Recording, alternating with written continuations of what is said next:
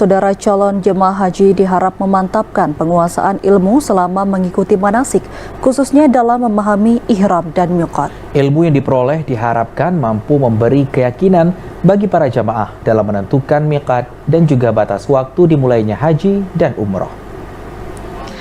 Pentingnya penguasaan ilmu manasik disampaikan menyusul masuk jadwal keberangkatan calon jamaah haji dalam gelombang keberangkatan tahap 2 atau mulai 29 Mei tahun 2024. Kebijakan ini membuat CJH Aceh akan diterbangkan langsung menuju Mekah atau mendekati masuknya musim haji. Kepala Kantor Kementerian Agama Kota Banda Aceh, Salman, mengatakan pengetahuan atau ilmu terkait miqat atau masuknya batas waktu dimulainya musim haji merupakan pemahaman yang harus menjadi penekanan jamaah guna mencegah keraguan terkait penentuan masuknya musim haji yang dominan dialami CJH.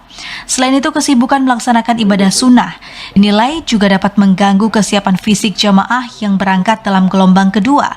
Maka dari itu, jamaah haji Aceh diimbau mempersiapkan fisik guna menghadapi puncak haji di Arafah dan melaksanakan ibadah sunnah lainnya setelah puncak ibadah haji di Arafah.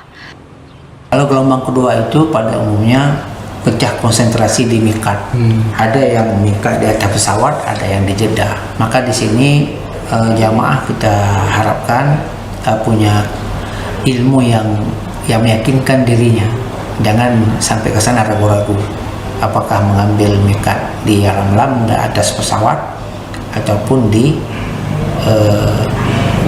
Jeddah di bandara. Hanya saya minta kepada jamaah Banda Aceh khususnya karena gelombang kedua, mantapkanlah ilmu manasik, terutama ketika memahami miqat, ihram di miqat. Itu harus betul-betul disampaikan oleh para tungku, para guru-guru kita.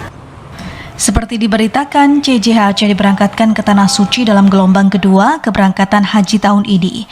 Meski memiliki waktu yang panjang jika berangkat dalam gelombang pertama, namun kelelahan akibat kesibukan ibadah sunnah dinilai menjadi penyebab jamaah tidak dapat melaksanakan puncak haji di Arafah.